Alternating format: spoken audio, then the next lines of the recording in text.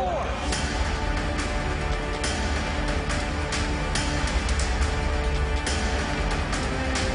They pull for each other. They're silly. They're loving it, and I'm the blessed coach that gets to coach. Because I'm getting more positive than this.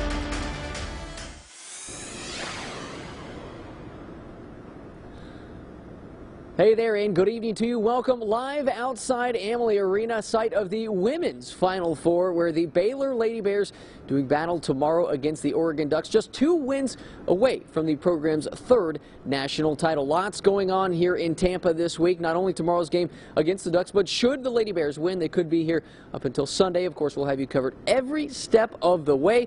First things first, got to win that game tomorrow, and we are going to break that down over the next 30 minutes. So let's get right to it. The Lady Bears arriving here on Tuesday night after a quick turnaround in Waco, and I was not greeted by a pirate getting off the plane.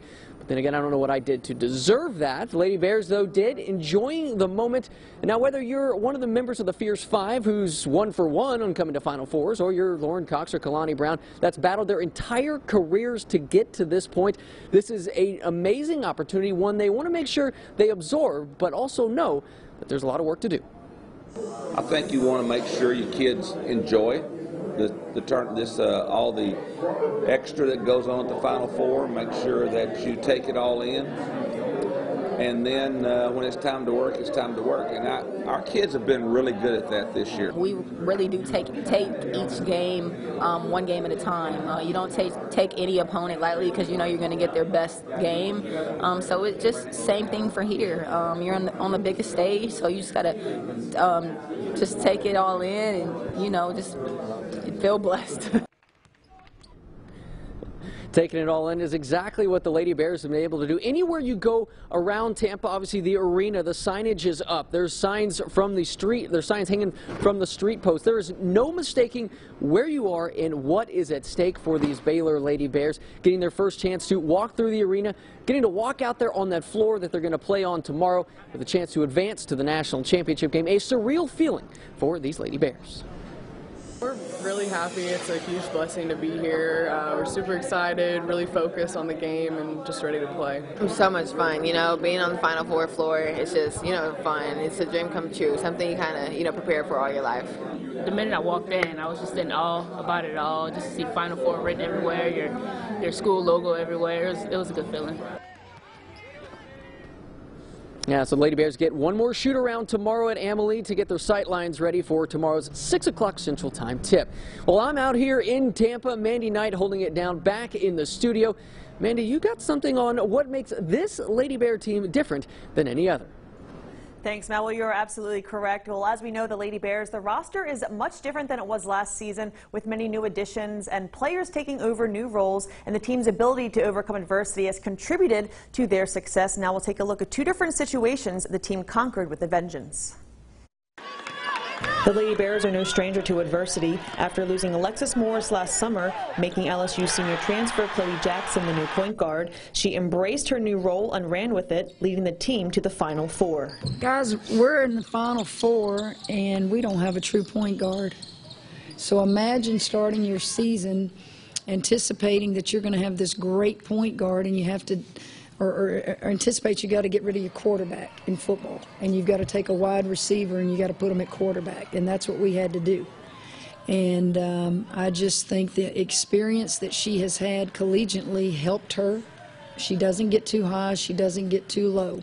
Chloe's transition to point guard did not happen overnight, but after spending countless hours in the gym, she fit into her new role. The thing that I had to do is I had to work extra hard, and I didn't anticipate that. And when I say that, it's every day. I had to teach her everything about our defense, everything about offenses. She's responsible for everybody on that floor. Her personality is not where she's a big talker, so I had to teach her to open her mouth, communicate, and I had to do it quickly. And that kid and what she has done is amazing. The Lady Bears have 2 regular season losses in the past 2 years, and in both games, Lauren Cox did not play. Another curveball the Lady Bears have conquered is Cox's battle with type 1 diabetes, which she has total control over, as she wears a device that constantly monitors her blood sugar. That's what separates her from other people who think their kid is the best defensive player in the country. Well, you may be down on the block as a post player, but can you go out there and guard a 3 player? Can you go out there and guard the point guard if I get in trouble with my point guard defender? That kid can play any position on the court. She can defend any position on the court. She alters shots. Now, Lauren Cox was actually one of the first people in the country to receive that special monitor keeping track of her blood sugar. And while we know the Lady Bears, they are less than 24 hours out from their game against Oregon. So for more on that, it's time to send it back out to Matt Roberts in Tampa. Matt, what can you tell us?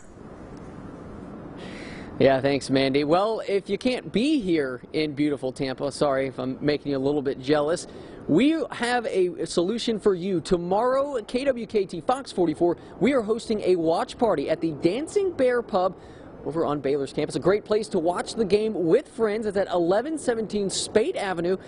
They will get going at 5 o'clock. Will the watch party. Drink specials lasting throughout the game. So get on over there and check out the Lady Bears as they take on the Oregon Ducks. When we come back after the break, we're going to go behind enemy lines and check on those Ducks, see what the Lady Bears are up against. And then we're going to go behind the post and find out how Baylor keeps churning out these All-Americans in the paint. We'll have that and more after the break.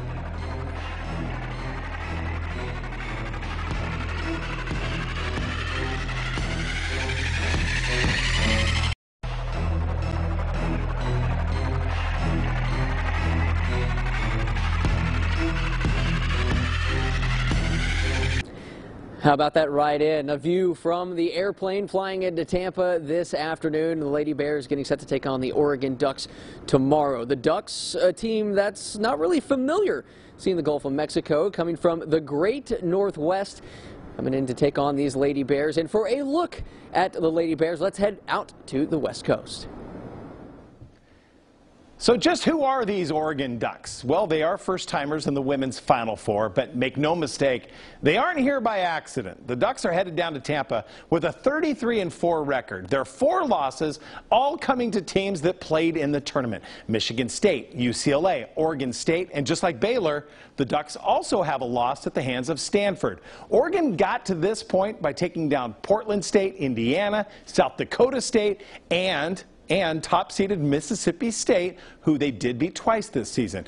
And Oregon is a young team. They've only got 2 seniors on their roster. They're led by the sensational junior guard, Sabrina Ionescu, who is the Westbrook or Harden of women's basketball, because, listen to this, she has racked up 18 triple-doubles during her nearly 3 years at Oregon, and that is currently 5 more than any man or woman has ever done at the NCAA level. Honestly, it's a big reason why the 2-time Pac-12 Player of the Year was named a first-team All-American earlier this week. And while Ionescu is kind of considered the head of the snake for the Ducks, they do have others that play a massive role on that Ducks offense. Junior post Ruthie Hebert will likely draw the assignment on Lauren Cox, and Seitu Sabali, who's just a sophomore, can take it both inside or out for Oregon. In fact, those two combined to score 36 points against the Lady Bulldogs on Sunday. Now, the Ducks are a team that does play with poise. They're a pretty scrappy bunch, and I do suspect they will not be going quietly on Friday. Oregon head coach Kelly Graves said his team is thrilled to be representing Oregon at the Final Four, and added that his Ducks don't simply want to be known as an Elite 8 program where they've been the last couple of years. They actually want to be known as a Final Four program. Graves added going up against some Hall of Fame coaches like Kim Mulkey is going to be a bit daunting, yet very exciting. It should be a good one come Friday. I'm Adam Bjarnson. Matt, I'll send it back to you. All right, thanks, Adam. Some facts about the Ducks here. We take a look. 15-14 all-time in the NCAA tournament. They went to the last 2 Elite Eights, much like the Lady Bears, trying to bust through, finally making it through to the Final Four. Now, these 2 teams have met in the NCAA tournament once before, with the Baylor Lady Bears taking the victory in that one. Well, tomorrow, Oregon's certainly going to be focused on slowing down the low post presence of Kalani Brown and Lauren Cox, 2 All-Americans that have been the focal point for pretty much anybody that Baylor has played this year. But behind every good post, There's a good coach, Bill Brock, leading the low post players for the Baylor Lady Bears. He has a history of doing this, churning out All-Americans in his time here with the Lady Bears. Lauren Cox and Kalani Brown, just the latest in that long line. Coach Brock is really like my dad, my second dad. I do call him that. He sees what I can't see, and he's developed my game so much to where I just kind of look over there and be like, yeah, and he'd be like, yeah. I'm like, okay, like it's kind of like Lauren, but like from a coach and player standpoint. I mean, they allow me to coach them, and then when they do good and stuff, they know I'm very proud of them and I hug them. And they're great kids, and they have super families, and their families allow us to coach them. Yeah, so the Baylor Lady Bears, obviously a focal point for them moving forward. Now, for how they got here, 35-1 record, pretty impressive, but it doesn't happen overnight. And for more on that, let's send it back into the studio with Mandy Knight. Mandy? Thank you, Matt. Well, the Lady Bears, they were quick to establish themselves as the most dominating team in women's college basketball. And to highlight a few of their top moments, we will take a look back at their season. On January 3rd, the Lady Bears beat UConn by 11 points, snapping the Huskies' regular season win streak of 126 games, marking the first time the Lady Bears defeated UConn. A few weeks later, the Lady Bears ranked #1 in the AP for the first time since March of 2013 and established the best assist-to-turnover ratio in the country. I think you start with Chloe Jackson and her unselfishness. Chloe can score the ball and does score for us, but Chloe has a knack to get everybody else involved. It's been a dream come true. Like I couldn't have written it a better story, honestly. I came here, wanted to win, and to get to a Final Four. The Lady Bears' depth became apparent in the very beginning of February as Baylor starting guard Juicy Landrum was nursing a minor injury, and Moon Urson picked up the slack, scoring 12 points against Texas Tech and 20 against the Longhorns. Those kids came to Baylor to experience this, to win Big 12 championships. They knew what was in front of them. Freshman Alyssa Smith's role also started to emerge as the first player coming off the bench, as she has 185 total rebounds this season, which is the third best on the team. The unselfishness of watching them work every day and beat each other up in practice and then cheer each other on in the game. And you don't have to sit there and worry about pouty kids or playing time and all that stuff. Man, that makes it fun. After the Lady Bears ran the table for the fourth time in school history, claiming their 20th Big 12 championship and 10th conference tournament title, junior forward Lauren Cox was named Big 12 Defensive Player of the Year for the second straight season. I think she's one of the best defenders at any position. She has a coach's mentality and understands and can see things happen before they happen. Probably as good as any player that I have ever coached. She's just trying to keep us focused. Our goal, our motto this year was Together to Tampa, and she says we can't be content with just getting here. We have to stay focused and want to make it all the way. There's no surprise that Lady Bears are playing in the Final Four after an outstanding season, and the Associated Press also announced today that Kim Mulkey is the Women's College Basketball Coach of the Year for the second time. And when we come back, Matt will speak with us about Dee Richards, about being the X factor on the floor and in the locker room. That is coming up. But before we go, did you know in Baylor's last 465 games, only 3 opponents have shot 50% or above. Those 3 opponents are Texas, West Virginia, and Stanford. We'll be right back after the break.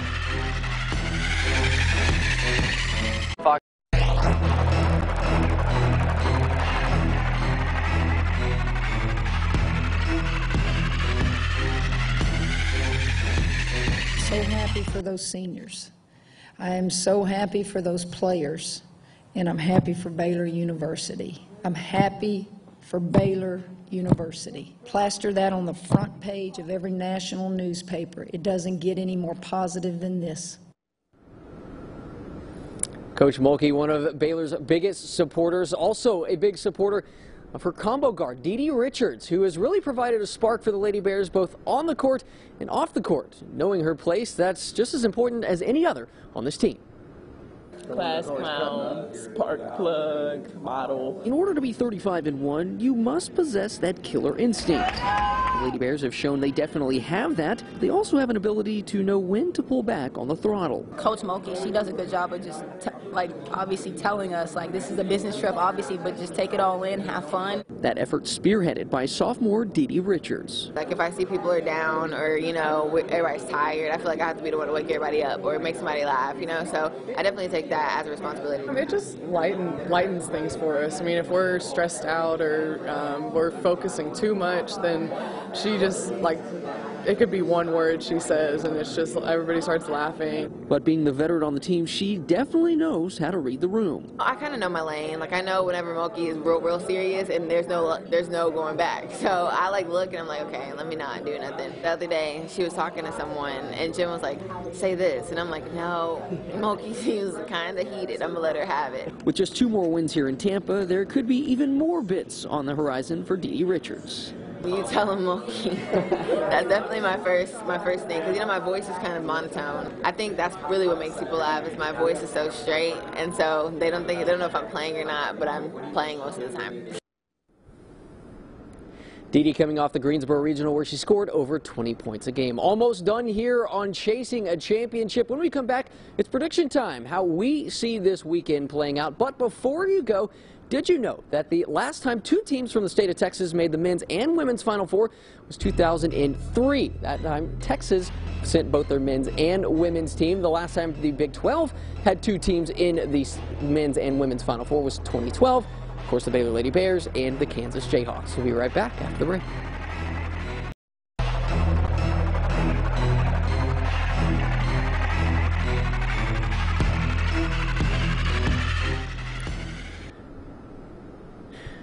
That is Amalie Arena right there, being transformed from a hockey rink into a basketball court for the women's Final Four. And then, of course, next week, going to go right back to a hockey rink for some Stanley Cup playoff action. Enough hockey talk for now. Let's get back to some hoops. Let's get right into it. Holding the feet to the fire. Mandy, let me hear what you got. What's going to happen with the Lady Bears tomorrow against the Oregon Ducks? All right, Matt. Well, we know that the Lady Bears, is no surprise that they got to the Final Four, and I think that they are absolutely going to dominate Oregon. I think that they are going to beat them and advance to the national championship. Now, reason being, the duo of Kalani Brown and Lauren Cox in the post are unstoppable, and they are both coming off a game where they scored a combined 33 points and 18 rebounds against Iowa. Also, the fact that the Lady Bears beat UConn back in January speaks volumes about what they are capable of, and even though that was 3 months ago, it speaks volumes of their talent. And I think a final score, potentially Baylor 73 and Oregon 51. All right, Matt, that's what I have. What about you? What are your thoughts on this prediction?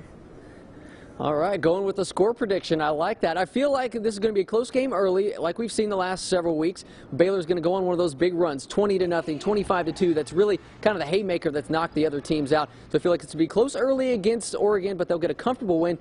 And I believe they win a close one over Notre Dame in the national championship game. It's going to be a fun weekend. Here's what you can look forward to this coming weekend on Fox 44. We got the Lady Bears covered every single step of the way. We'll have more tomorrow. A countdown to tip-off starting just before the 6 o'clock tip here at Amalie Arena in Tampa. Till then, live in Tampa with the Lady Bears, Matt Roberts, Fox 44 Sports.